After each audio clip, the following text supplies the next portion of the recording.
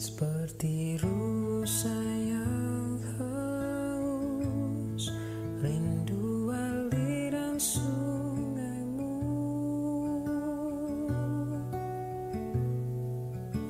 Hatiku tak tahan menunggumu.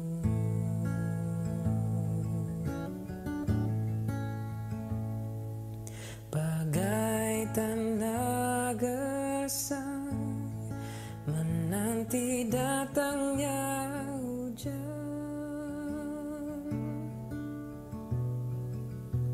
Begitupun jiwaku, Tuhan.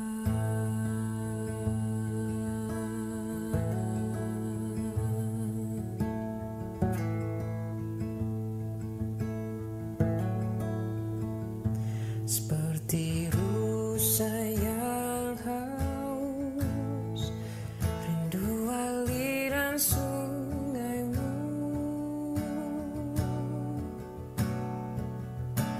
Hatiku tak tahan menunggumu.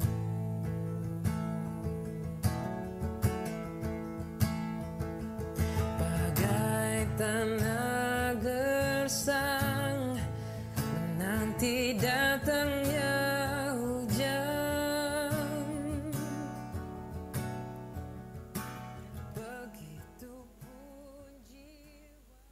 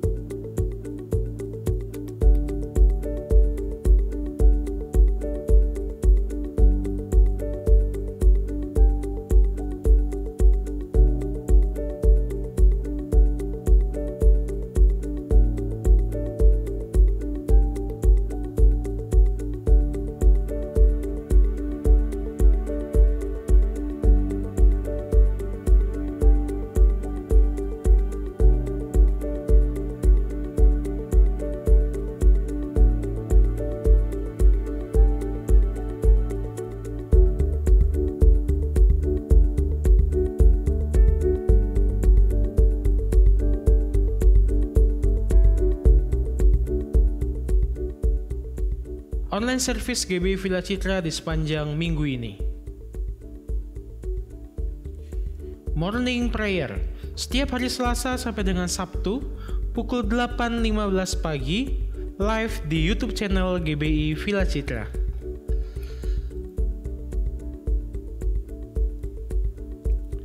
Live Prayer setiap hari Jumat pukul 7 malam live di YouTube channel GBI Villa Citra. Rock Kids Bible Study setiap hari Minggu, jemaat bisa mengaksesnya mulai pukul 9 pagi di YouTube channel GBI Villa Citra. Bagi jemaat yang ingin ibadah raya secara onsite di gereja, Anda diwajibkan untuk mendaftarkan diri terlebih dahulu melalui WhatsApp, SMS, telepon ke nomor 0851 0038 0456 atau DM ke Instagram gereja di @gbi_villacitra. Pendaftaran dibuka mulai hari Minggu pukul 18.00 sampai dengan hari Sabtu pukul 19.00. Pengiriman barcode akan dilakukan pada hari Selasa sampai dengan Sabtu dari pukul 09.00 sampai dengan 15.00.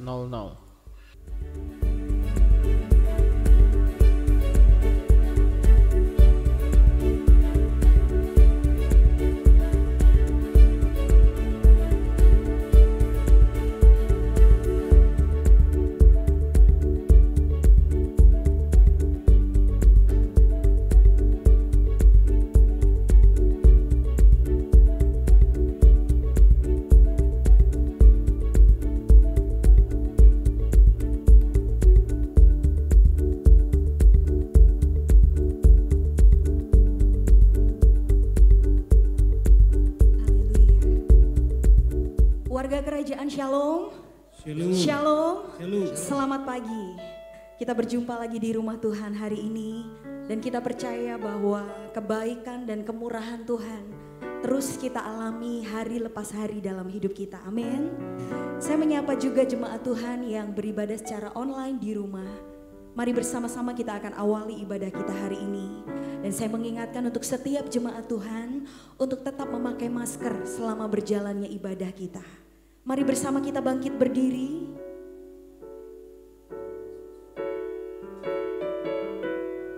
Kita rindu mempersembahkan kehidupan kita menjadi persembahan yang hidup dan yang berkenan di hati Tuhan. Oleh sebab itu mari kita berikan pujian yang terbaik, penyembahan kita yang terbaik bagi Tuhan Yesus. Bersama kita tundukkan kepala kita di hadapan Tuhan. Kita bersama berdoa.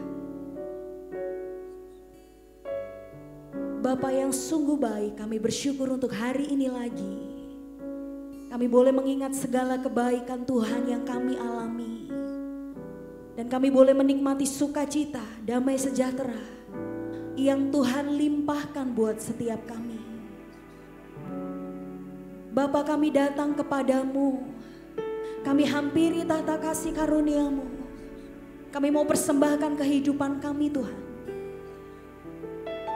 Kami mau mengangkat segala ucapan syukur kami, puji-pujian kami, mazmur kami Tuhan.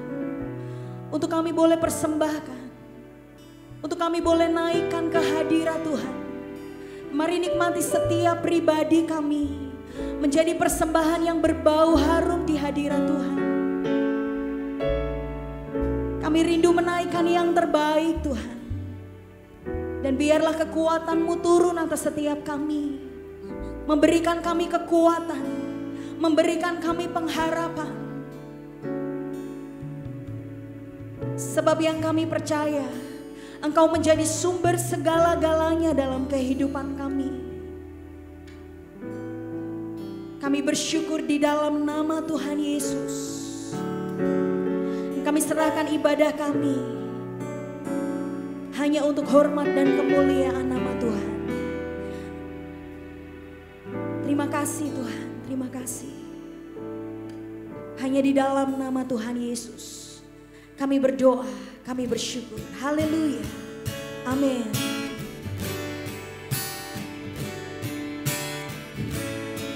Kami puji nama-Mu Yesus Tuhan untuk selama-lamanya.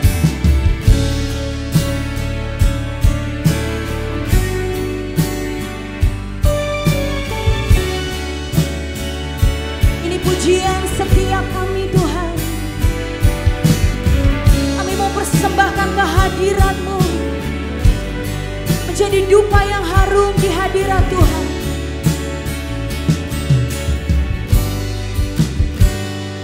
Beri puji,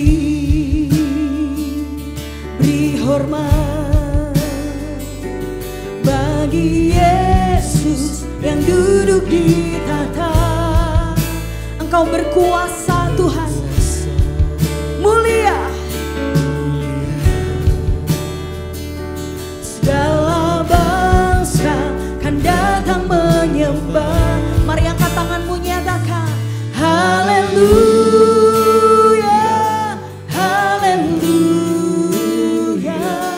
kudus dan mulia namamu.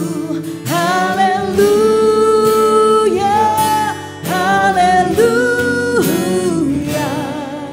Ku sembah kau Yesus, ku sembah kau.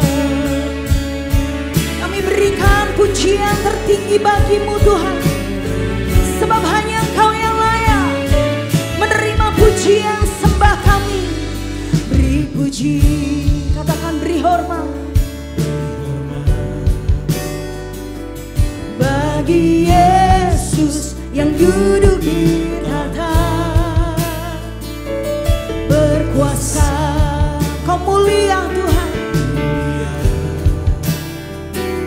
segala bangsa kan datang menyembah. Kami serukan haleluya, haleluya. Kudus dan mulia namamu. Haleluya, haleluya. Ku sembah kau Yesus, ku sembah kau. Kami angkat tinggi tangan kami Tuhan, kami menyembahmu pagi hari ini. Beri puji, beri hormat bagi Yesus yang duduk di tahta berkuasa. Mulia, biarkan segala bangsa datang menyembah. Oleh sebab itu kami nyatakan haleluya, haleluya. Kudus dan mulia namamu. Haleluya, haleluya. Ku sembah kau Yesus, ku sembah kau. Sebab hanya Engkau yang layak Tuhan menerima pujian syukur kami. Beri puji, katakan beri hormat bagi Yesus Tuhan. Yesus yang duduk di tahta Kami nyatakan Kau berkuasa, mulia. Segala bangsa kan datang menyembah. Haleluya, haleluya. Kudus dan mulia namamu. Haleluya, haleluya. Ku sembah kau Yesus. Kami nyatakan haleluya, haleluya. Kudus dan mulia namamu. Haleluya, haleluya. Ku sembah kau Yesus, ku sembah kau.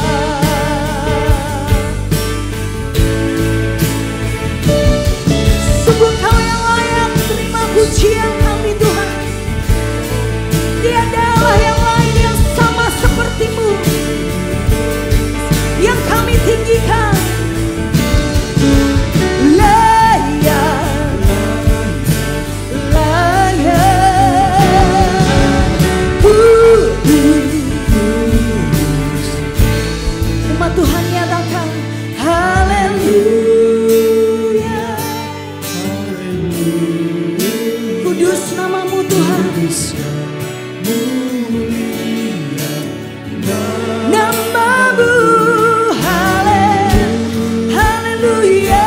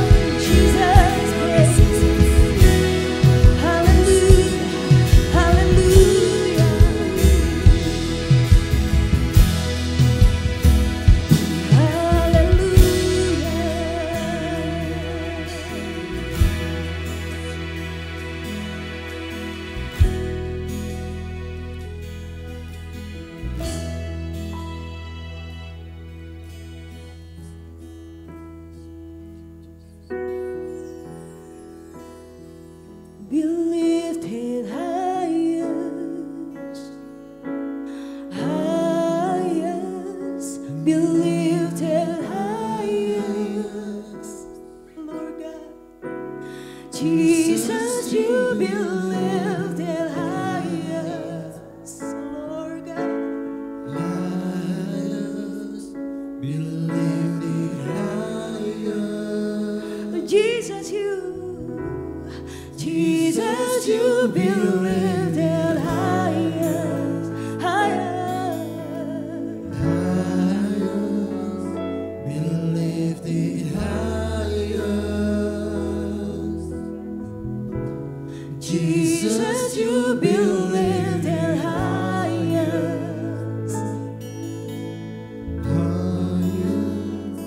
Be lifted higher.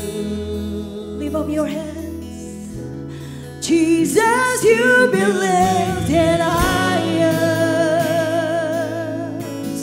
highest. Be lifted highest. Jesus, you be lifted highest, highest. Be lifted higher. Jesus, you be lifted highest.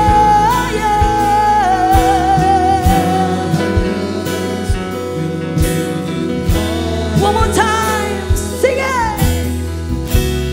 Jesus, you be lifted highest, highest. Be lifted highest. Jesus, you be lifted highest, highest.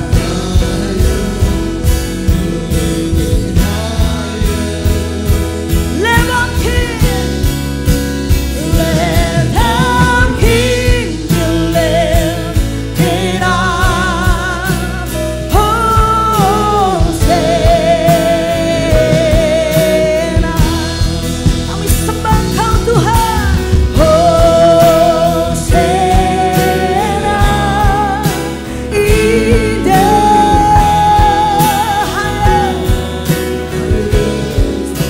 Let our King be lifted up.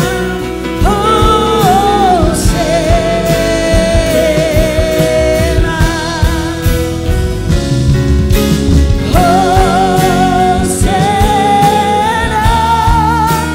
in the highest. Let our King be lifted up. Yes, I will worship you, God. Sing it. Hosanna in the highest. Let our King be lifted up.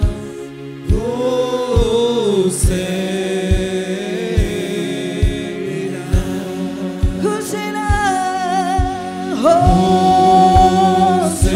Hosanna. In the highest. Wanted to be praised, God. Let our King be lifted up. Hosanna. Sing it again. Hosanna in the highest. Let our King be lifted. Let our King be lifted up. Be lifted up. Let our King.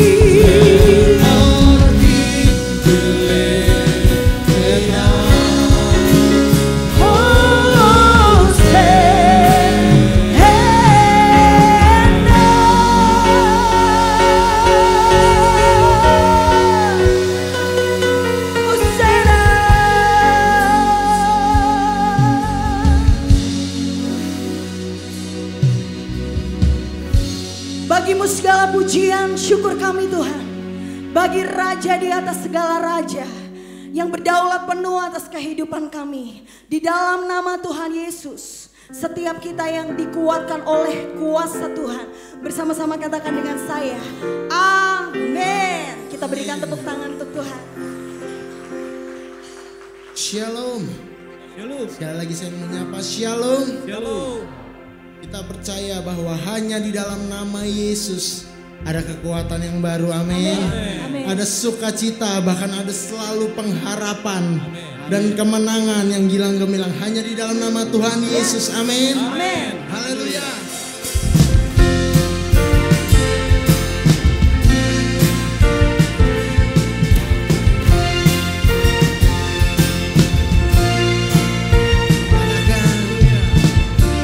Firman terangi jalanku, perisai iman di setiap waktu, lindungiku dari segala. Tak pernah ku ragu, karena Dia bersamaku, setia menjaga dengan kuasa mulia.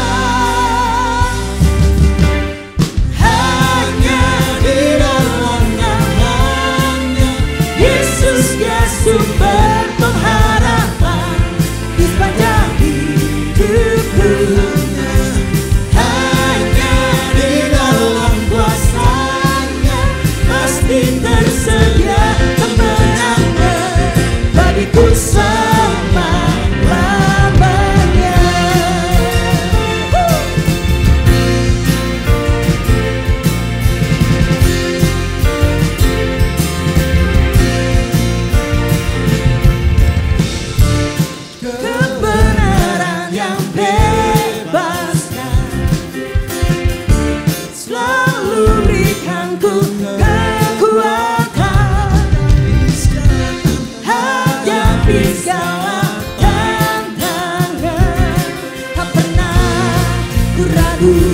Karena Dia bersamaku, setia menjaga dengan kuasa mulia. Sama-sama. Hanya di dalam nama-Nya Yesus, Dia sumber pengharapan di sepanjang hidupku.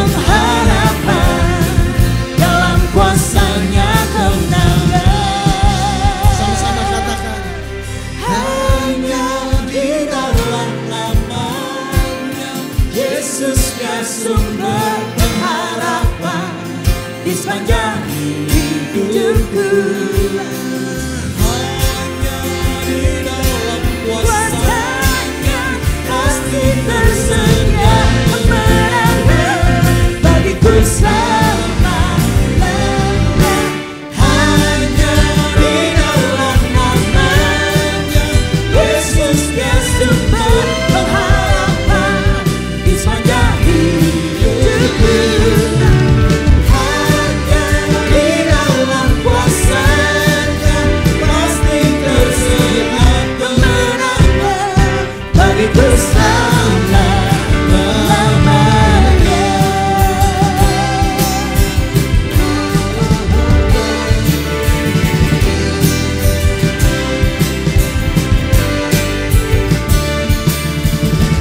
Dalam nama-Nya ada pengharapan, dalam kuasa-Nya kemenangan. Berikan sorak-sorai buat Tuhan kita. Haleluya.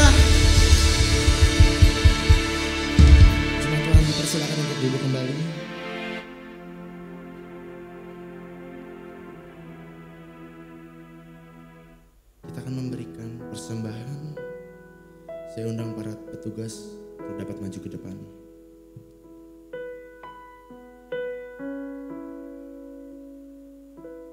Terima kasih Tuhan. Terima kasih. Kami percaya Engkau hadir di tengah-tengah kami Tuhan.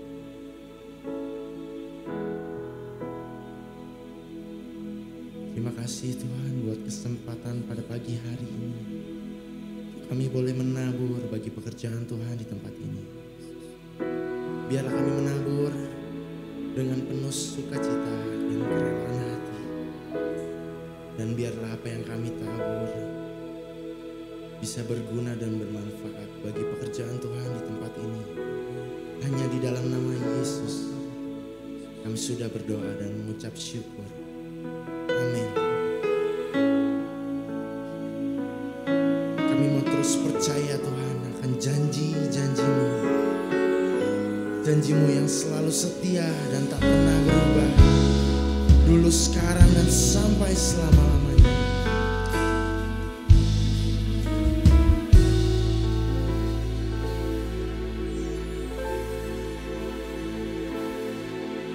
Sungguh besar setiamu,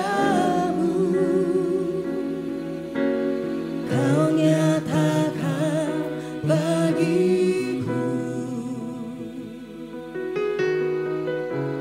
Kau Bapa yang selalu mengerti isi hatiku.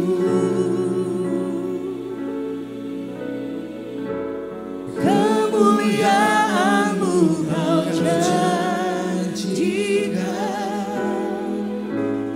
aku tetap percaya.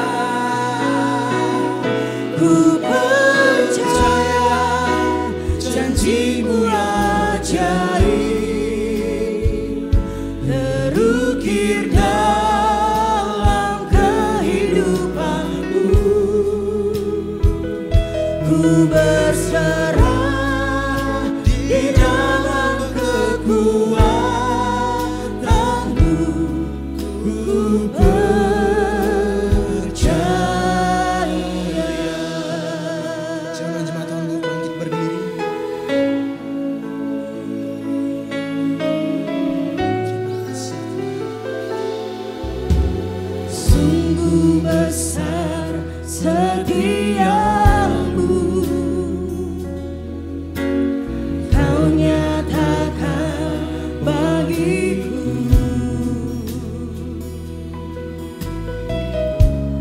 Kau Bapa yang selalu mengerti isi hatiku.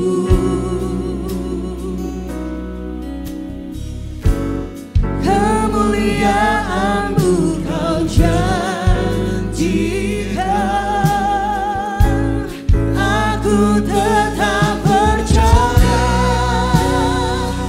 Ku percaya janji-Mu ajaib terukir dalam kehidupanku.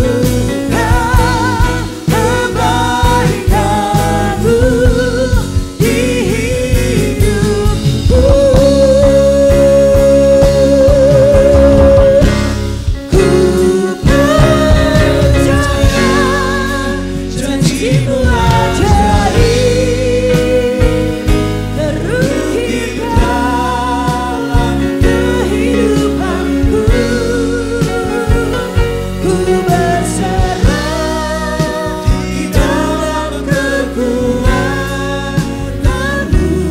Hanya Kau segalanya bagiku.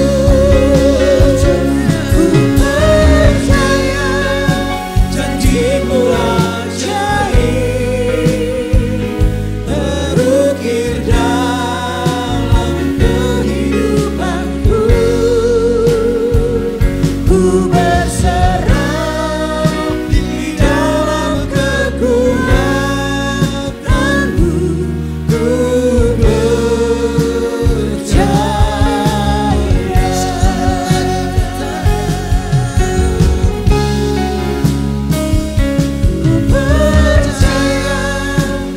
janji-Mu ajaib terukir dalam kehidupanku.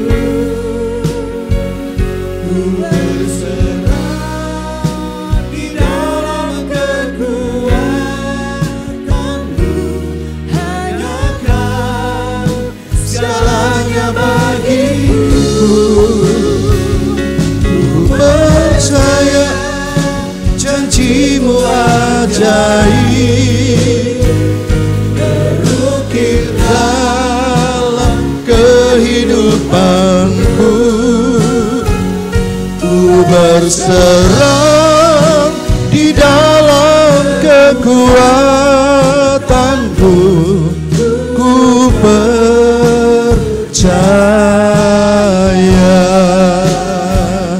Ku berserah di dalam kekuatan-Ku. Ku percaya.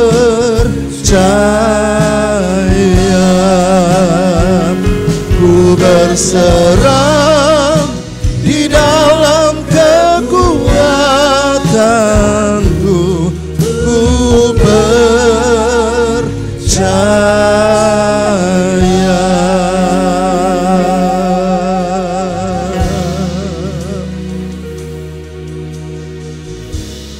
Biar nyanyian ini merupakan ungkapan isi hati kami yang terdalam, penuh dengan pemahaman dan pengertian.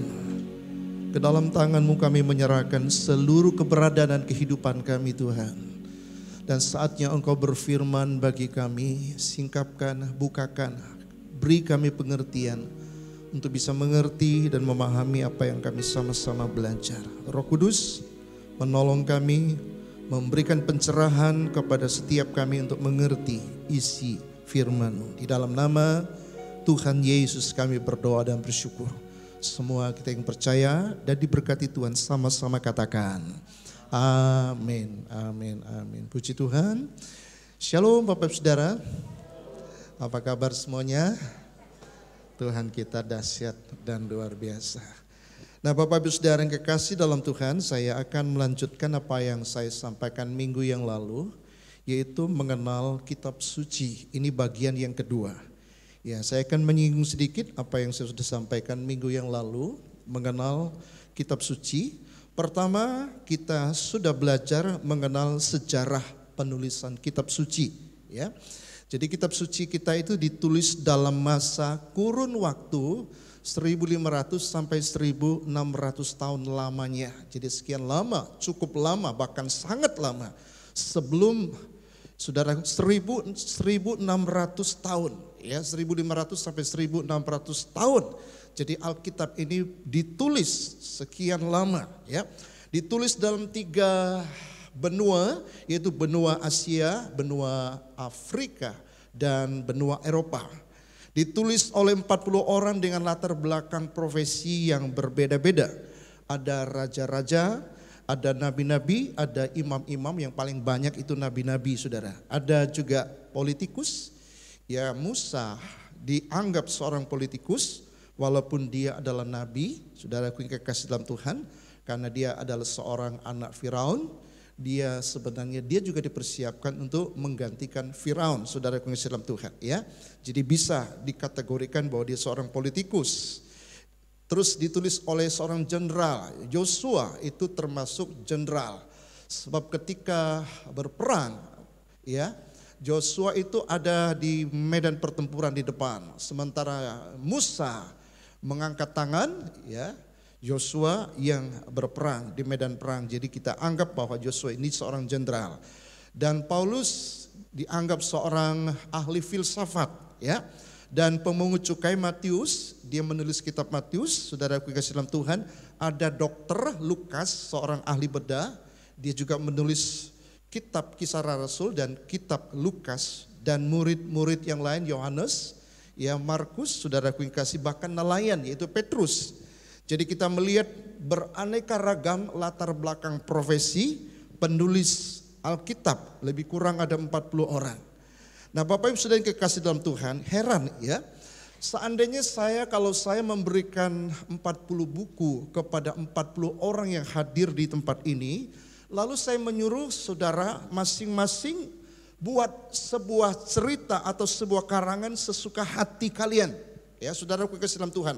Maka saya berani pastikan bahwa tidak akan bisa menjadikan satu buku, saudaraku kekasih. Mengapa? Karena isinya pasti akan bertentangan satu dengan yang lain.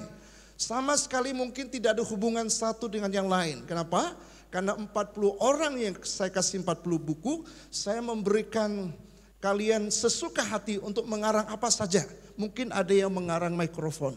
Mungkin ada yang buat cerita tentang keyboard. Mungkin juga ada cerita tentang gedung. Mungkin juga ada cerita tentang podium ini. Mungkin ada juga cerita tentang bangunan. Mungkin ada cerita tentang bulan, tentang matahari. Setelah dikumpulkan, gak karu-karuan buku itu. Gak sinkron. Tidak ada satu keharmonisan satu dengan yang lain. Nah, berbeda.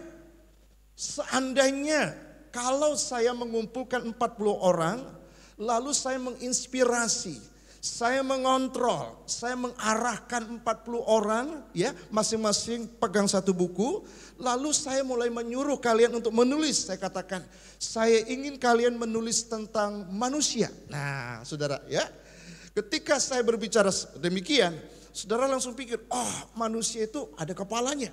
Mungkin satu akan menulis tentang kepalanya, ya, orang kedua akan menulis tentang mata. Orang ketiga menulis tentang hidung, orang keempat menulis tentang telinga, orang kelima menulis tentang dagu, tentang gigi, tentang mulut, tentang leher, tentang pundak, tentang tubuh, tentang tangan, tentang kaki, tentang jari. Saudara yang kasih dalam Tuhan, setelah dikumpulkan 40 orang itu sinkron satu dengan yang lain. Nah, saudara yang kasih dalam Tuhan, demikianlah hasil dari 40 orang penulis Alkitab yang ketika dikumpulkan, saudara, dikanonisasi menjadi sebuah kitab yang sangat amat harmonis, tidak berbenturan satu dengan yang lain. Nah, lalu kita berpikir, ini pasti ada orang yang mengendalikan. Nggak mungkin ya, dari 3 benua yang berbeda, ditulis dari latar belakang profesi yang berbeda, kok bisa menuju kepada satu orang, menuju kepada satu pribadi. Baik Alkitab ditulis 1500 tahun yang lalu, ya, saudaraku yang kekasih, ketika Musa menulis kitab Kejadian, dia sudah menulis tentang ada satu pribadi yang akan dilahirkan dari seorang perempuan yang akan, saudara, menghancurkan, ya, kepala daripada si ular. Nah, itu merujuk kepada Yesus Kristus yang akan lahir daripada seorang perawan, seorang perempuan. Nah, saudara, siapa yang mengontrol, siapa yang mengarahkan, siapa yang mengendalikan? Musa ketika menulis itu mungkin ada di Asia, ya, atau di padang gurun, saudara yang kekasih.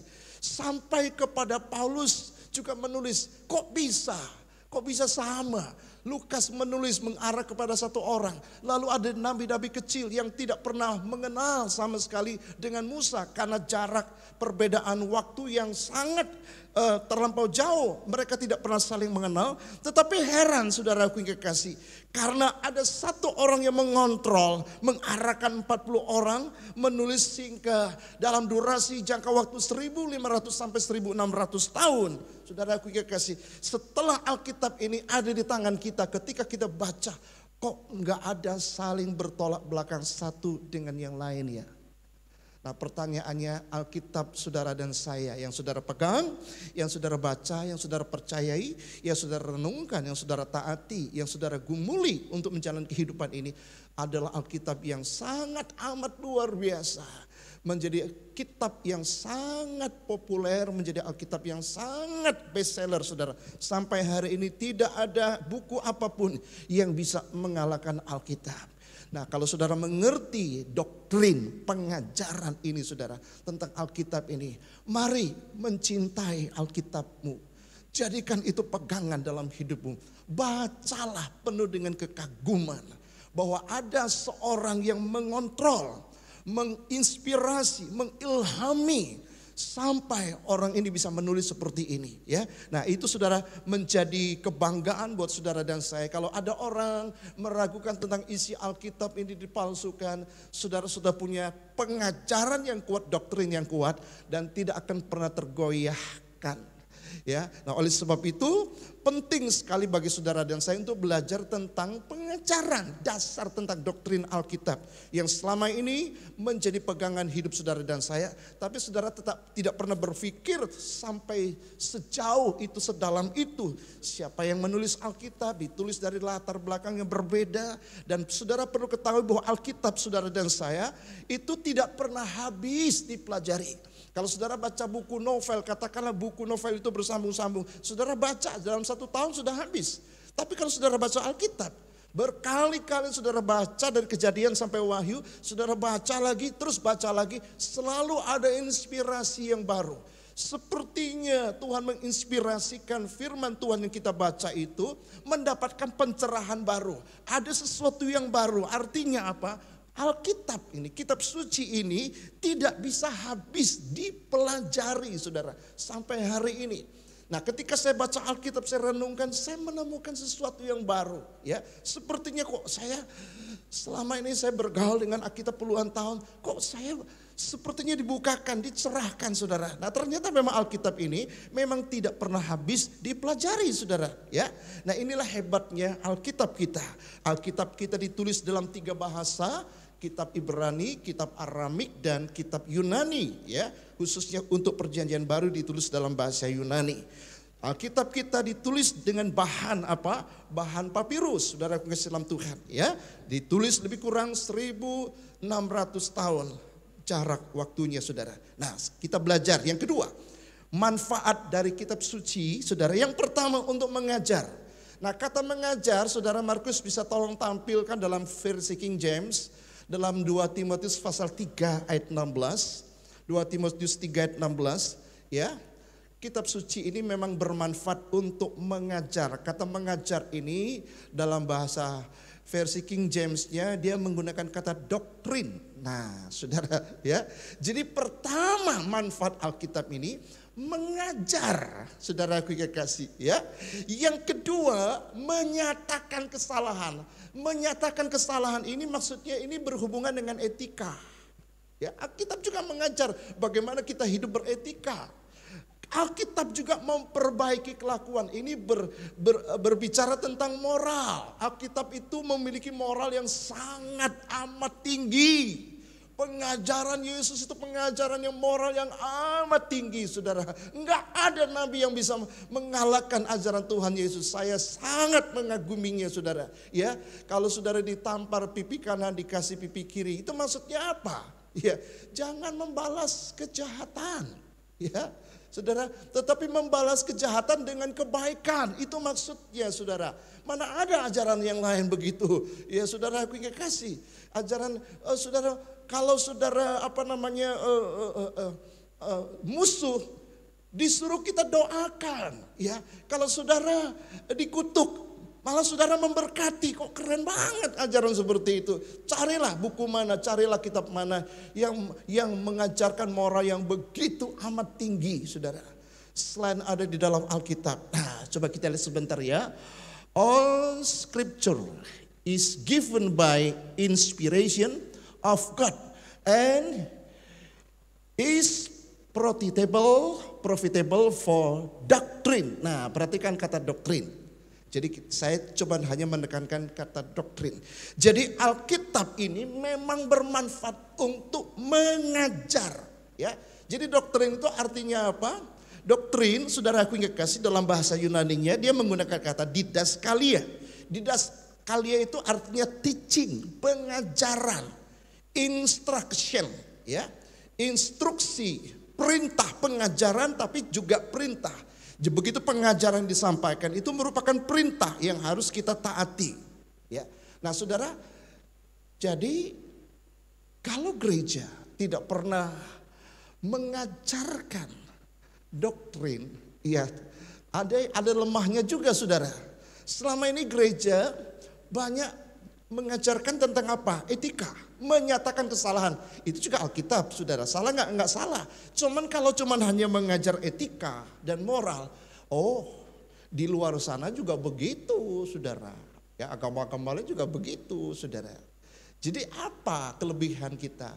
Doktrin. Jadi saudara harus belajar tentang pengajaran-pengajaran doktrin Alkitab. Apa sih pengajaran doktrin Alkitab yang harus saudara dan saya pelajari sungguh-sungguh, karena ini perintah pertama, ya. Segala tulisan yang diilhamkan Allah memang bermanfaat, satu, untuk mengajar. Ini urutan pertama, saudara.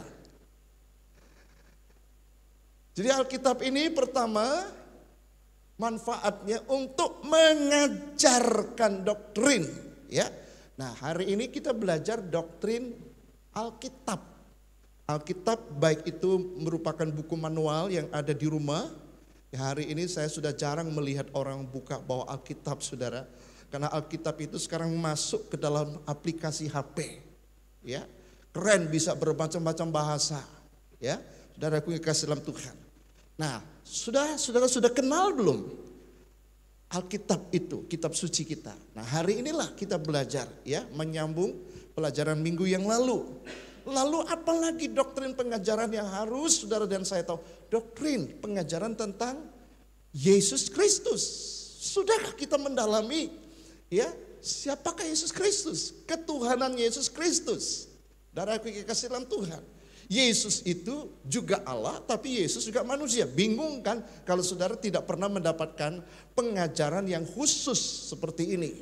Saya menemukan banyak orang Kristen nggak ngerti, saudara, tentang Tritunggal, tentang ketuhanan Yesus Kristus, saudara, tentang Roh Kudus, tentang manusia, tentang dosa, tentang keselamatan. Bingung, kacau, saudara. Kenapa? Karena di gereja hampir tidak pernah dikhotbahkan hal-hal yang pengajaran ini. Padahal 2 Timotius 3:16 berkata, segala tulisan yang diilhamkan. Segala tulisan ini maksudnya segala kitab suci yang diilhamkan Allah memang bermanfaat. Nomor satu adalah soal pengajaran, soal doktrin. Baru yang kedua, soal menyatakan kesalahan. Ini bicara tentang etika. Yang ketiga, memperbaiki kelakuan, bicara tentang moral, kelakuanmu mesti benar. Ya, itu saudara, kita semua tahu. Tidak ada satu agama yang tidak mengajarkan moral yang baik. Semua agama juga mengajarkan demikian.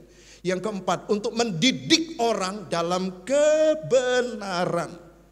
Jadi Alkitab ini membawa kita hidup dalam kebenaran. Hidup saudara dan saya pasti berubah kalau kita mengerti kitab suci.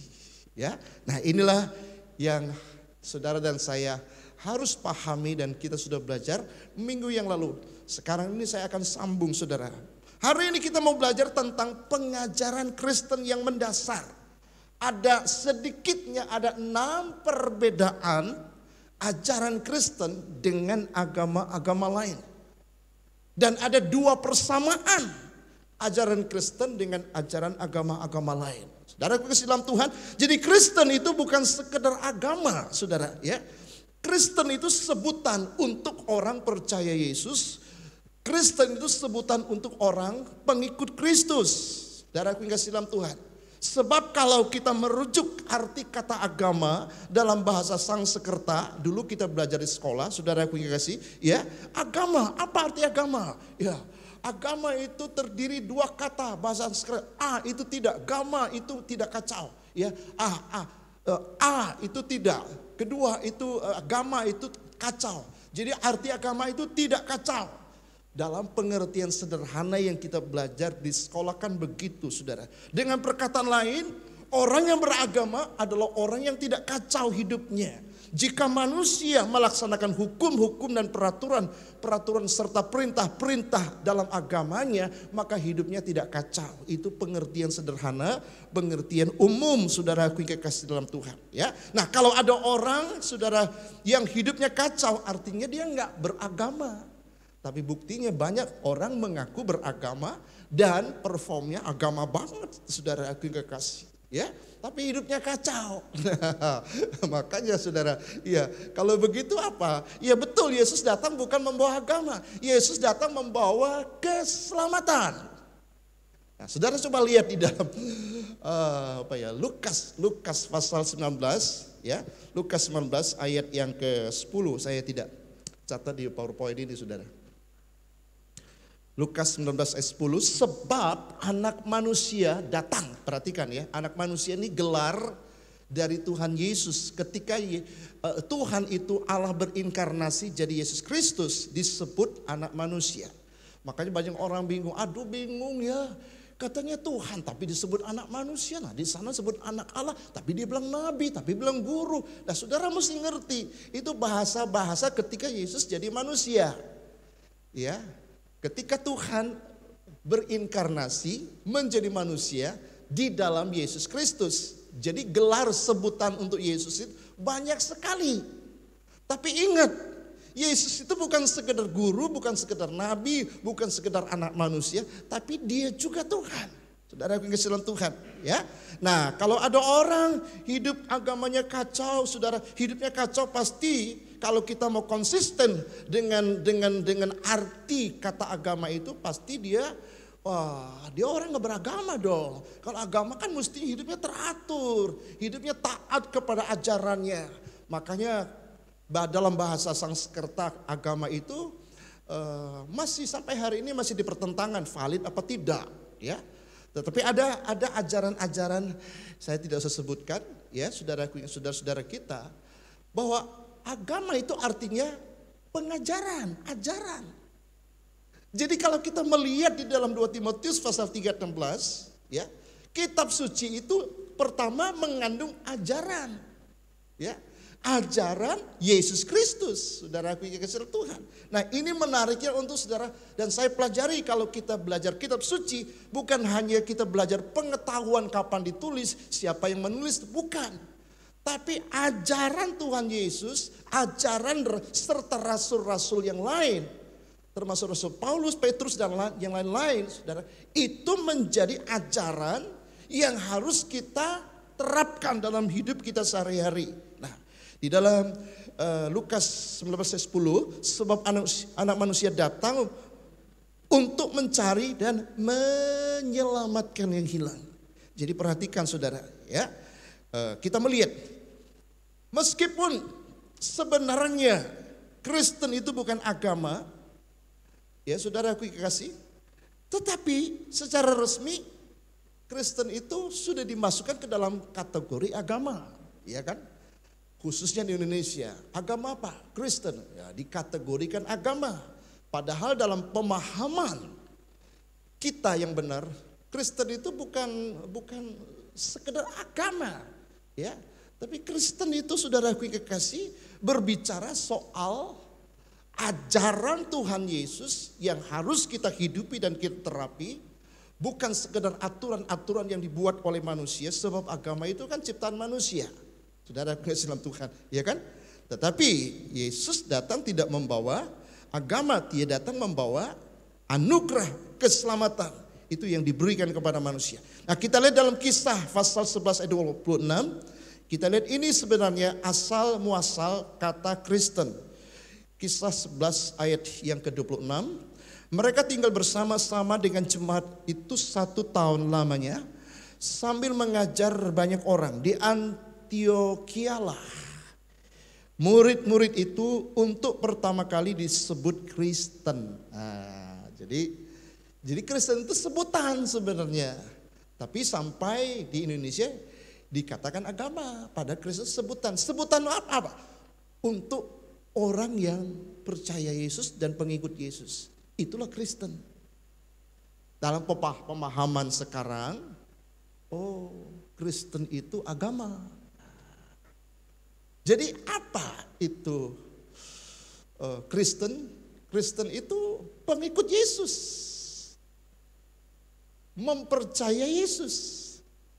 Nah, kalau saudara cuma menjadi orang Kristen tapi tidak menjadi pengikut Yesus, ya saudara cuma agama. Dalam pengertian kita harus paham betul, ya. Saya ini pengikut Kristus. Kalau saya disebut Kristen, saya bukan sekedar KTP-nya agama Kristen, tapi saya pengikut Kristus loh. Ya, saya pemercaya Kristus. Nah, ini yang harus ada dalam pikiran kita, ya saudara kekasih dalam Tuhan, ya. Jadi Tuhan Yesus datang, dia tidak membawa agama, tapi dia datang untuk membawa keselamatan bagi manusia yang berdosa. Jadi kita lihat ada 6 perbedaan ajaran Kristen dengan ajaran agama lain. Yang pertama, ajaran Kristen dalam hal keselamatan itu anugerah. Tahu anugerah? Anugerah itu pengertiannya kasih karunia atau pemberian cuma-cuma, itu anugerah. Ketika saudara mendengar anugerah, itu namanya hadiah. Pemberian cuma-cuma itu sama dengan kasih karunia, itulah anugerah. Jadi ajaran Kristen, keselamatan itu anugerah atau kasih karunia atau pemberian cuma-cuma. Ya, Tuhan memberikan keselamatan secara cuma-cuma kepada orang yang percaya kepada Yesus Kristus sebagai Tuhan. Sementara amal dan kebaikan manusia tidak dapat menyelamatkan manusia dari dosa. Itu ajaran Kristen.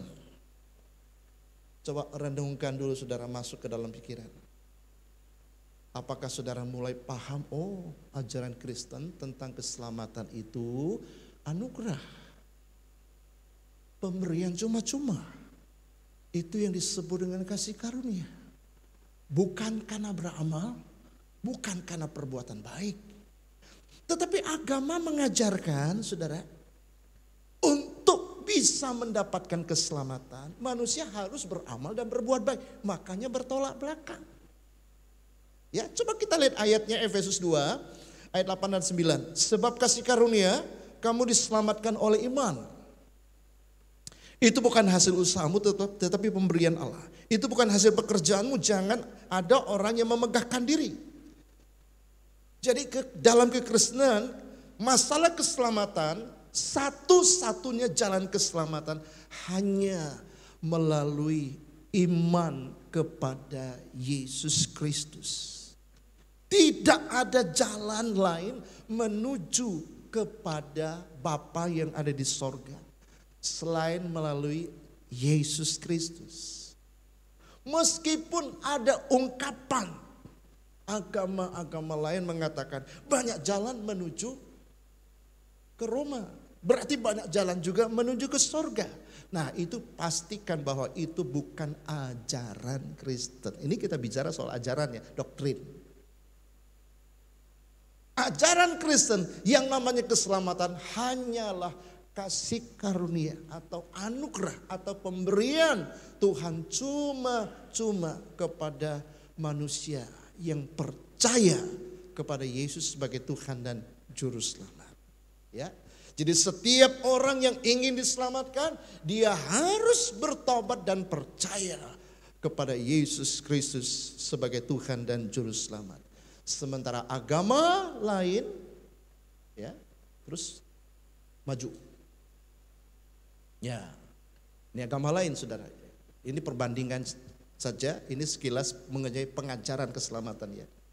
Kristen, keselamatan itu anugerah semata-mata, pemberian Tuhan semata-mata. Ya, ini kasih karunia, bukan berbuat amal dan kebaikan, tapi betul-betul murni Tuhan yang berikan Kepada siapa? Kepada orang yang percaya kepada Yesus. Sementara agama mengajarkan untuk bisa mendapatkan keselamatan harus beramal dan berbuat baik. Nah, beda kan? Nah, di situ mesti tahu ini ajaran Kristen dan dengan ajaran agama-agama lain. Ya. Terus yang kedua, perbedaan yang kedua, Kristen mengajarkan bahwa kita mesti percaya Yesus adalah Tuhan dan Juru Selamat. Ya. Yesus Kristus adalah Tuhan dan Juru Selamat atas dosa manusia. Banyak sekali ayat-ayat yang menyebutkan Yesus adalah Tuhan.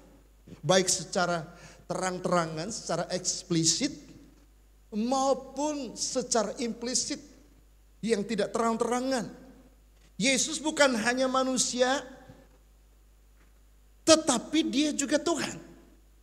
Kalau Yesus bukan Tuhan, maka dia tidak layak untuk menjadi penebus dosa manusia. Kalau Yesus adalah manusia, dia juga tidak dapat menebus dosa manusia. Karena semua manusia sudah berdosa. Jadi satu-satunya cara untuk menebus manusia yang berdosa harus memenuhi dua syarat. Pertama, untuk bisa menebus dosa manusia, dia harus Tuhan. Saudara, sesama manusia yang berdosa, kita mau nembus manusia yang berdosa ya nggak bisa. Nggak memenuhi syarat, kita sama-sama berdosa kok. Mana bisa? Syarat pertama harus Tuhan. Syarat yang kedua harus manusia. Jadi harus Tuhan, harus manusia. Mengapa kok bisa begitu? Karena yang jatuh ke dalam dosa manusia. Akibat jatuh dalam dosa, manusia harus mati. Itu kan hukumnya, saudara. Maka mati harus dibayar dengan mati.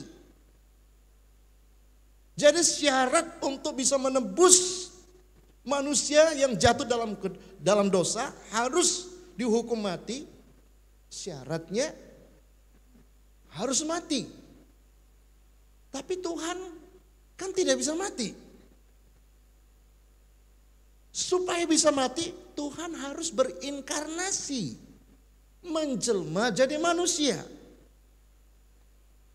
Supaya manusia Yesus Kristus mati untuk menebus manusia yang berdosa. Nah, saudara mulai paham, oh ini bedanya.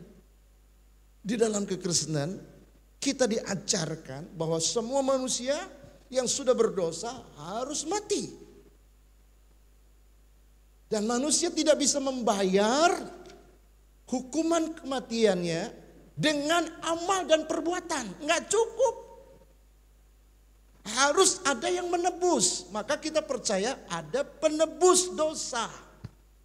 Agama lain tidak percaya ada penebus dosa.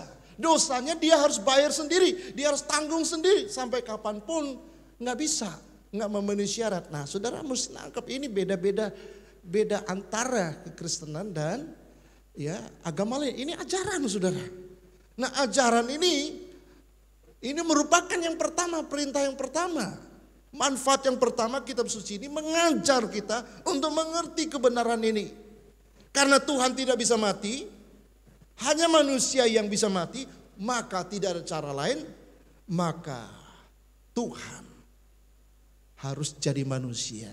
Ketika Tuhan jadi manusia, datang ke dalam dunia, dia lahirkan seperti manusia yang lain dilahirkan, maka pinjamlah rahim daripada Maria.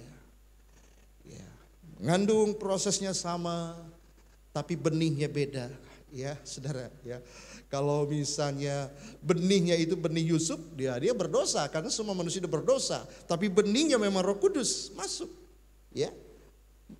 Dalam diri manusia Yesus Kristus, tiba waktu lahirlah menjadi Yesus Kristus yang disebut Immanuel. Dia manusia beneran, makanya dia bisa menangis. Maka menangislah Yesus, ya, ketika lihat Lazarus dikuburkan Datang Marta dan Maria melaporkan tentang kematian saudaranya. Maskullah Yesus, hatinya sedih karena dia manusia. Jadi kalau ada orang bilang, loh kok Tuhan lo kok bisa nangis, Tuhan lo kok itu Tuhan apa itu? Nah dia nggak ngerti bahwa iman Kristen, ajaran Kristen, Tuhan kita menjadi manusia untuk menebus manusia yang berdosa. Nah itu yang nggak ngerti mereka saudara. Nah saudara dan saya harus mengerti. Saudara harus buat bagaimana saudara harus betul-betul mengerti kebenaran ini. Ya, orang bilang, lo Tuhan lo kok makan ya? Tuhan gua mah nggak kelihatan. Oh Tuhan lo kok kelihatan? Kalau Tuhan lo bisa makan berarti dia bisa beol. Wah, dia ngejek-ngejek begitu kan? Nah, saudara pikir kasih memang betul. Ketika Tuhan menjadi manusia, nama Yesus Kristus, dia betul-betul 100% manusia. Makanya dia bisa menangis sedih, saudara ke dalam Tuhan. Kan dalam posisinya manusia. Apa tujuannya jadi manusia? Untuk mati. Kenapa mesti mati? Untuk menebus dosa manusia. Kenapa dosa manusia harus ditebus? Karena dosa manusia membawa kematian. Kematian tidak bisa ditebus dengan uang, dengan amal. Enggak adil itu. Kematian harus ditebus dengan kematian. Ya siapa yang mati? Mesti Tuhan. Tuhan gak bisa mati, dia jadi manusia. Manusia yang betul-betul tidak berdosa di dalam Yesus Kristus. Maka Yesus harus mati di atas kayu salib. Untuk apa? Untuk menebus dosa umat manusia. Nah pemahaman yang dasar seperti ini doktrin dasar seperti ini, saudara mesti tahu. Ya. Jangan dikhotbahin tentang berkat, jadi kita ke gereja mencari berkat, bahkan, waduh, beda apa dengan orang ke Gunung Kawi sana, saudara, ya. Kalau dikhotbahkan tentang moral, juga tahu lah, nggak usah diajarin, kau juga tahu curi itu dosa, gue tahu ini bohong juga dosa, nggak usah diajarin, sebenarnya udah tahu. Karena dalam hati manusia, hati nurani itu tahu itu nggak boleh, ini boleh. Bukan berarti di gereja nggak boleh diajarin tentang etika, tentang moral. Boleh sangat, manusia harus diingatkan terus menerus. Sudah diajarkan ya sampai puluhan tahun, sampai tua aja kita masih langgar terus, masih berdosa terus. Tapi masalah konsep keselamatan, cara untuk mendapatkan keselamatan, itu yang sering kita tidak kuat, nggak ngerti. Kita pikir keselamatan itu harus kita usahakan dengan semaksimal mungkin. Usaha sampai di mana? Dasarnya kita sudah manusia, sudah berdosa kok. Kita nggak akan mampu. Maka kita butuh juru selamat. Nah, muncullah ajaran Kristen tentang keselamatan, tentang penebus dosa, gitu kan saudara? Jadi kita melihat banyak sekali istilah dan sebutan yang melekat pada diri Yesus Kristus. Mulai sebutannya tentang nabi. Orang bilang kok dia nabi, kok Tuhan gimana sih? Ya. Pada waktu dia datang ke dalam dunia, orang melihat ciri-ciri nabinya begitu kuat. Maka orang beri gelar dia nabi. Padahal dia bukan sekedar nabi, dia itu Tuhan. Ketika dia jadi manusia, orang anggap dia nabi, silakanlah sebut dia mau nabi. Orang bilang guru, kenapa? Karena ajaran-ajarannya hebatnya luar biasa. Orang Yahudi ya menganggap Yesus itu guru. Karena pengajarannya, dia adalah utusan, dia anak Allah, dia anak manusia. Semua sebutan itu menunjukkan sisi kemanusiaan Yesus Kristus. Ketika Tuhan berinkarnasi menjadi manusia. Nah yang perlu kita pahami, Yesus Kristus lebih dari sekedar nabi, lebih dari sekedar guru dan lain sebagainya. Tapi dia sesungguhnya adalah Tuhan. Coba kita lihat ini ayat ya saudara. Banyak sekali ayat yang menyebutkan Yesus Tuhan secara eksplisit, secara terang-terangan. Ya. Ada juga secara tidak terang-terangan. Seperti Tritunggal, ada yang terang-terangan bahwa Bapa hendaklah kamu membaptis dia dengan nama Bapa, Putra dan Roh Kudus. Itu kan secara eksplisit terang-terangan tuh. Ada Bapa, ada Putra dan Roh Kudus. Berarti ada tiga pribadi. Ya. Tapi orang menyangkalnya. Nah inilah saudara aku yang kasih dalam Tuhan. Makanya kita kalau belajar kitab suci, kita akan belajar banyak hal. Nah, ajaran-ajaran dasar seperti ini sebagai orang Kristen harus kita dalami, harus kita ketahui. Supaya ketika saudara diserang orang satu hari, saudara tidak kelabakan dan bingung, saudara. Ya. Nah, Yesaya 9 ayat 5 berkata, sebab seorang anak, perhatikan ya, anak telah lahir untuk kita. Seorang putra telah diberikan untuk kita. Ini bicara tentang siapa anak ini? Yesus Kristus. Ini Yesaya sudah menubuatkan tentang Mesias, tentang Yesus Kristus. Akan lahir setelah nubuatannya 700 tahun kemudian baru nongol orang yang dinubuatkan. Ya, nubuat itu dalam pengertian sehari itu ramalan. Dia sudah meramalkan, dia sudah ngomong.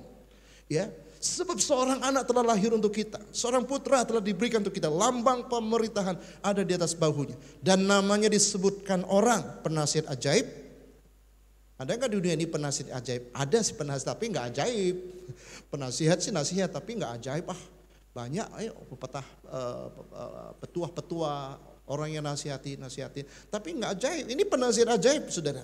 Lalu Allah yang perkasa, tuh ada sebutan Allah. Jadi Yesus itu juga Allah yang perkasa, Bapa yang kekal. Ini predikat, ada kata kekal. Allah yang perkasa, Bapa yang kekal. Raja Damai, ini kan predikat menunjuk kepada satu pribadi yang namanya Yesus Kristus. Ini terang-terangan, ayat ini jelas. Jadi kalau orang bilang, Alkitab sucimu tidak ada sebut bahwa Yesus itu Tuhan, Yesus sudah Allah, kamu karang-karang sendiri. Kita tonjolkan ayat ini. Ini eksplisit banget, terang-terangan banget. Ya, belum lagi di dalam Yohanes 10 ayat 33, Yohanes 13 ayat 13, Yohanes 1 ayat 1 dan ayat 14. Saudara aku yang kasih dalam Tuhan, dan seterusnya dan seterusnya. Saudara bisa baca di rumah, tidak ada waktu untuk membuka banyak ayat. Yang ketiga, ajaran Kristen tidak ada yang namanya reinkarnasi. Ya.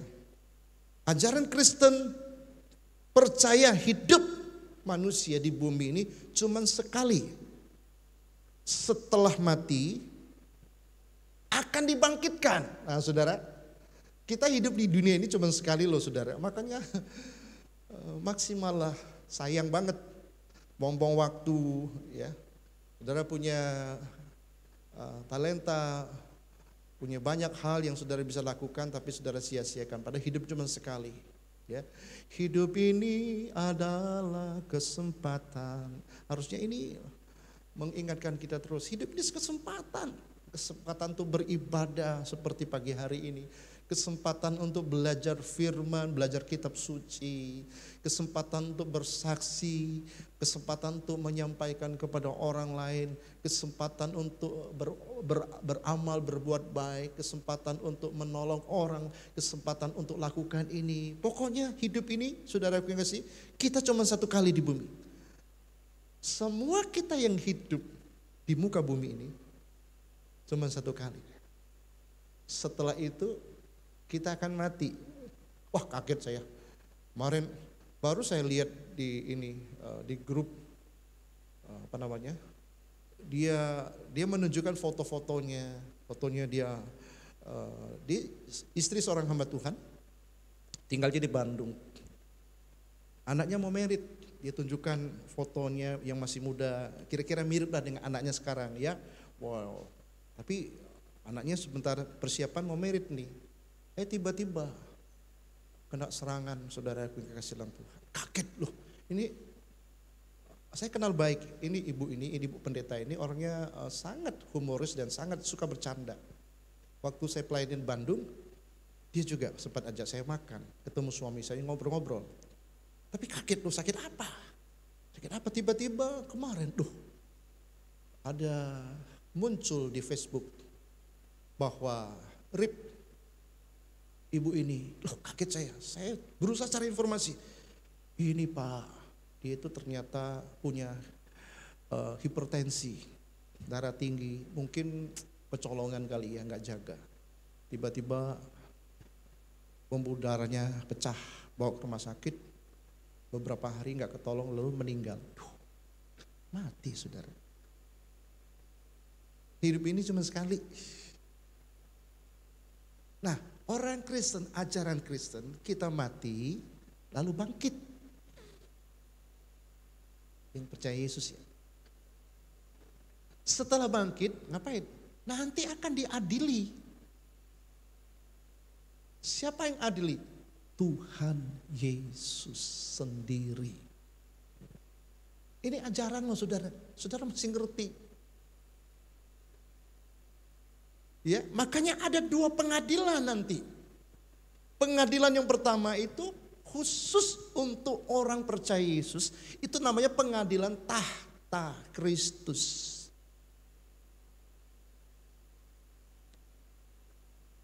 Sementara pengadilan tahta putih besar ini khusus untuk orang yang tidak percaya Yesus.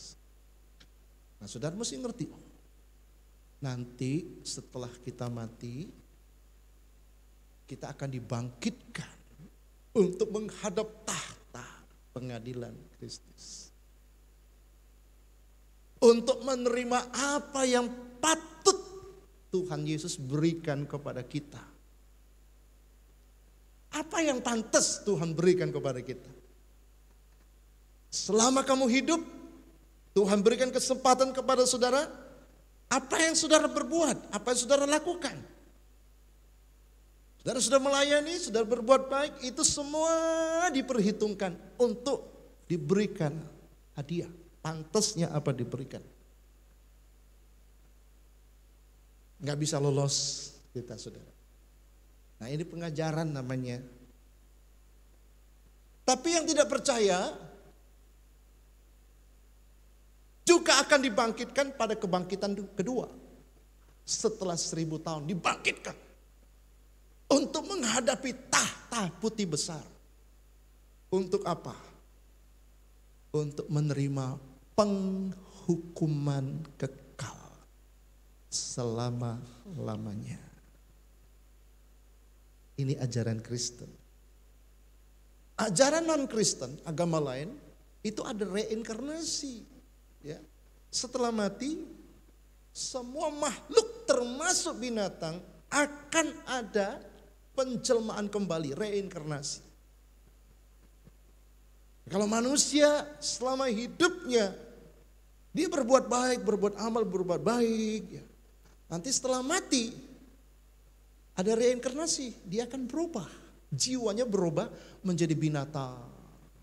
Statusnya lebih rendah saudara, manusia di binatang. Nah kita gak percaya yang gitu. Tapi mereka percaya ya biarin, itu ajaran. Kita percaya, kita mati, kita dibangkitkan. Kapan? Pada waktu Yesus datang kali yang kedua. Sangka kala Allah berbunyi. Semua orang yang mati di dalam Yesus Kristus akan terlebih dahulu dibangkitkan. Wih, jelas. Itu eksplisit, jelas, terang-terangan Alkitab ngomong seperti itu. Kalau Alkitab ngomongnya terang-terangan, ya kita juga ngomong terang-terangan kan gitu saudara. Ini namanya ajaran. Ya. Yang seterusnya, Kristen percaya adanya penebusan dosa melalui pengorbanan Yesus Kristus. Dalam kitab Efesus 1 ayat 7, sebab di dalam Dia dan oleh darahnya kita beroleh penebusan, yaitu pengampunan dosa menurut kekayaan kasih karunia-Nya. Sementara agama lain tidak percaya ada penebusan dosa. Dosanya mereka bayar sendiri. Mereka tanggung sendiri. Aduh kesian ya, berat banget hidup itu. Tapi kalau dosa kita, aduh ada yang nanggung. Siapa? Yesus Kristus. Ada yang menebusnya. Nah saudara tahu, inilah ajaran Kristen. Makanya hidup kita selalu ceria. Selalu penuh dengan sukacita. Rasul Paulus katakan, bersukacitalah senantiasa. Sekali lagi kita katakan bersukacitalah. Kenapa? Dosa kita ada yang tanggung. Ada yang nebus. Tapi mereka mesti tanggung sendiri. Mereka mesti bayar dosa mereka sendiri dengan apa? Dengan beramal. Dengan berbuat baik ini, buat baik itu. Tapi gak cukup saudara. Kembali kepada ajaran Kristen gak cukup. Ya, lebih banyak dosa yang kita buat daripada amal yang kita lakukan. Jujur gak? Ya jujur, mana ada satu manusia yang sempurna melakukan perbuatan amal dan kebaikan? Gak ada. Nah itulah ajaran Kristen dan agama lain, itu bedanya di situ saudara. Terus Kristen mengajarkan keselamatan itu suatu kepastian. Kisah 4 ayat 12. Sebab di bawah kolong langit ini tidak ada satu nama yang diberikan yang olehnya kita dapat diselamatkan. Selain di dalam nama Yesus Kristus, kepastian. Ya, Yohanes 3:16. Karena begitu besar kasih Allah akan dunia ini sehingga ia berikan putra yang tunggal. Supaya barang siapa percaya kepadanya tidak binasa. Melainkan beroleh hidup yang kekal. Ada suatu kepastian. Jadi bukan mudah-mudahan. Sementara ajaran agama lain itu keselamatan itu tidak ada kepastian. Mereka bingung. Keselamatan itu hanya mudah-mudahan. Nah, apa persamaannya? Persamaan ajaran Kristen dan semua agama lain ada samanya nggak? Ada. Apa samanya? Semua agama mengajarkan, doktrinnya mengajarkan berbuat amal, berbuat baik. Kristen juga ajarnya begitu, tapi beda. Kristen lebih dari sekedar berbuat baik, tetapi harus menjadi super baik. Nah, bukan sekedar berbuat baik, tapi super baik. Saya kasih contoh, Tuhan Yesus mengajar membalas kejahatan dengan kebaikan. Nah, ini kan super banget, bisa gak saudara membalas kejahatan dengan kebaikan? Susah. Mungkin saudara tidak membalas kejahatan dengan kejahatan. Tapi mana ada orang yang jahati kita balasnya dengan kebaikan. Yang ada adalah kebaikan dibalas dengan kebaikan. Saudara kasih saya buah. Ya, kemarin ada tetangga kasih buah jambu. Dicobain Hah? Jambu dari mana Ci?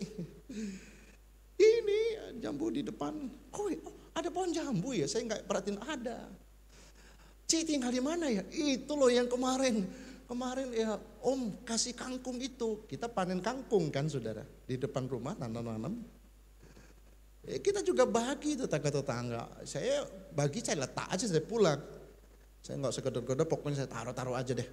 Tapi dia tahu kita nanam kangkung di depan.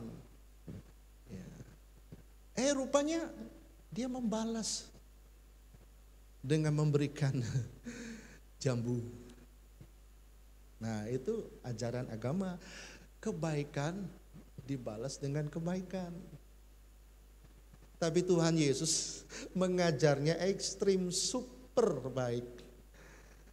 Kalau kamu dijahatin, jangan membalas dengan kejahatan, tapi balas dengan kebaikan. Kok bisa begitu? Ya itulah Yesus. Itulah ajaran Kristen. Bukan hanya kebaikan dibalas dengan kebaikan, kejahatan dibalas dengan kebaikan. Keren kan saudara?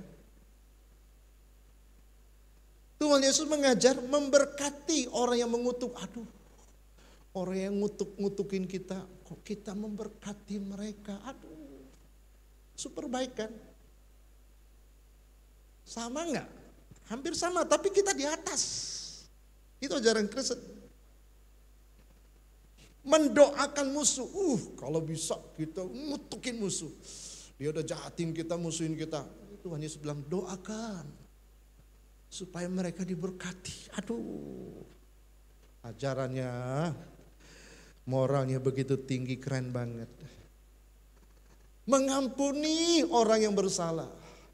Kalau orang yang bersalah dengan kita, biasanya sih kita juga balas dengan kesalahan. Atau kita nggak bisa balas, atau kita dendam, sakit hati. Tapi Tuhan bilang mengampuni orang yang bersalah kepada kita. Berbuat baik kepada orang yang menjahati kita. Bukankah ini super baik? Kalau ajaran agama Semua agama mengajar berbuat baik, beramal, tapi kita diajarkan level kita jauh lebih tinggi di atasnya. Ya, semua agama yang sama. Yang kedua, semua agama percaya pada hari kiamat, ya. Sementara Kristen percaya juga hari kiamat. Coba kita lihat ayatnya, Matius 24 ayat 35. Banyak ayatnya saudara ya. Tidak mungkin saya bisa tampilkan, nanti waktunya habis. Langit dan bumi akan berlalu. Langit bumi akan berlalu. Tetapi perkataanku tidak akan berlalu. Apakah perkataanku? Firman Tuhan tidak akan berlalu. Kiamat pasti terjadi. Tanda-tandanya sudah jelas, sangat jelas. Bagi saudara dan sebagai orang percaya sudah jelas. Perang, gempa bumi, tanah longsor, badai, angin tofan, kelaparan, kemiskinan, saudara, penyakit aneh-aneh muncul, kemajuan teknologi yang luar biasa, kemajuan ekonomi yang luar biasa, kemajuan industri yang begitu luar biasa, meningkatnya ilmu pengetahuan yang begitu luar biasa. Terus moral semakin merosot tajam juga luar biasa. Itu tanda-tanda akhir zaman. Mereka juga percaya akan hari kiamat dan kita, saudara, juga percaya. Itu samanya di situ, saudara. Cuman hasil akhirnya setelah kiamat kemana? Nah, kita sudah punya tempat, ada kepastian keselamatan. Tapi mereka masih bingung mencari dan mudah-mudahan. Lalu berhitung dengan amal dan perbuatan. Amal gua cukup gak ya? Berbuat baik ya cukup gak ya? Kalau kiamat datang, kira-kira kalau dihitung-hitung timbangannya lebih berat kemana ya? Nah, kalau kita gak pakai timbang-timbangan. Yesus yang nanggung dosa saudara dan saya. Itulah ajaran. Semua kitab yang diilhamkan oleh Allah. Satu, bermanfaat untuk mengajar. Inilah sedikit pelajaran yang kita belajar dari ajaran kekristenan dibandingkan dengan yang lain. Ya, terlalu banyak yang akan kita bahas dan kita kupas, tapi waktu tidak memungkinkan. Mari biarlah sedikit apa yang kita pelajari ini. Saudara, semakin mulai mendalami ajaran-ajaran Tuhan Yesus dan kekristenan, itu membuat saudara semakin kokoh imannya. Semakin semangat, semakin yakin ternyata kita benar-benar tidak salah. Menjadi orang yang sangat istimewa, kita dipilih. Ya, bisa menjadi percaya Tuhan itu kita dipilih oleh Tuhan. Kita menjadi anak, status kita orang berdosa diangkat menjadi anak. Berarti kita betul-betul dijamin hidup kita. Sampai akhir hidup kita pun dijamin oleh Tuhan. Tuhan Yesus menolong kita semua. Mari kita sama-sama bangkit berdiri dan kita akan menyanyikan satu nyanyian. Lalu kita akan tutup di dalam doa. Haleluya.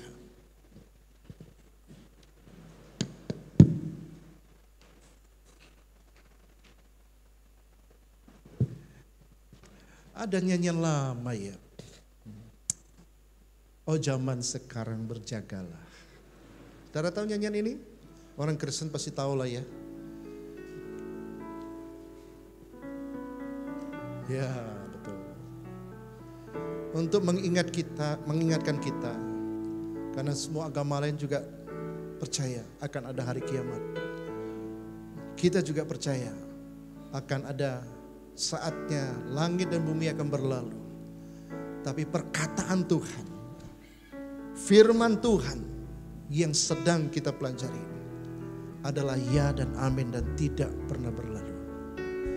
Berlindunglah dalam sabda Allah. Bisa naikin tonnya?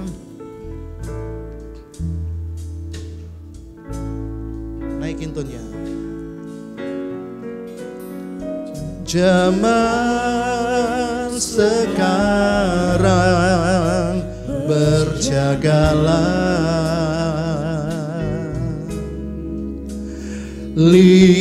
Lihat dunia bergelora,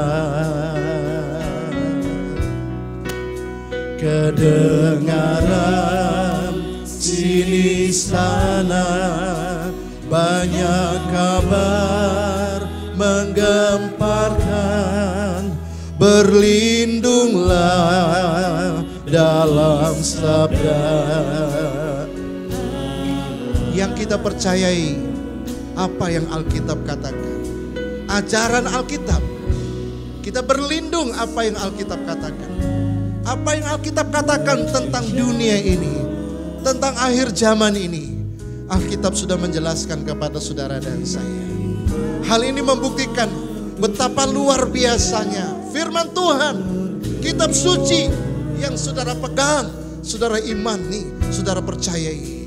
Kedengaran sini sana banyak kabar menggemparkan, berlindunglah dalam sabda Allah. Wanita saja nyanyikan, zaman sekarang berjagalah. Zaman sekarang berjagalah. Amin. Biar ini mengingatkan kita, menyadarkan kita, perhatikan hal-hal yang rohani. Jangan hanya memikirkan hal-hal yang lahiriah. Semuanya bersifat sementara. Semuanya akan berlalu, Bapak Ibu Saudara. Banyak kabar menggemparkan, berlindunglah dalam sabda Allah.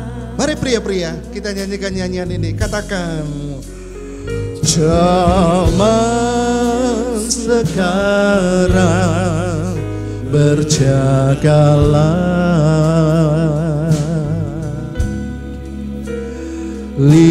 lihat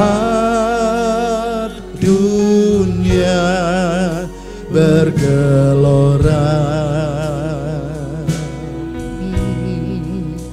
kedengaran sini sana banyak kabar menggemparkan, berlindunglah dalam sabda Allah. Belajar untuk mencintai firman Tuhan, belajar mengasihi firman Tuhan, belajar membaca, merenungkan, menghayati, melakukan firman Tuhan. Mengagumkan banget saudara. Buku mana yang bisa menjadi pegangan hidup saudara dan saya? Firman Tuhan. Dengar apa kata Alkitab. Bukan dengar apa kata politikus. Bukan dengar apa kata orang lain. Dengar apa kata firman Tuhan. Amin saudara. Dan sini sana banyak kabar menggemparkan, berlindunglah dalam sabda. Bapak Ibu, sebelum kita menutup dalam doa, saya ingin Bapak Ibu kembali ambil komitmen untuk baca Alkitab. Kalau saudara mungkin bingung membaca kitab Perjanjian Lama, baca mulai dari kitab Matius sampai Wahyu. Baca lagi. Tapi kalau saudara memang senang menghadapi tantangan, baca kitab Kejadian sampai Wahyu. Tapi kalau saudara pengen mengetahui benar-benar Yesus Kristus siapa Yesus Kristus, baca Perjanjian Baru mulai Matius sampai kitab Wahyu. Baca lagi berulang-ulang. Cintai firman Tuhan. Luar biasa saudara. Hampir semua nubuatan Alkitab itu sudah digenapi. Hanya tinggal sedikit yang belum digenapi, yaitu kedatangan Tuhan Yesus yang belum digenapi. Zaman sekarang berjagalah, lihat dunia bergelora. Oh,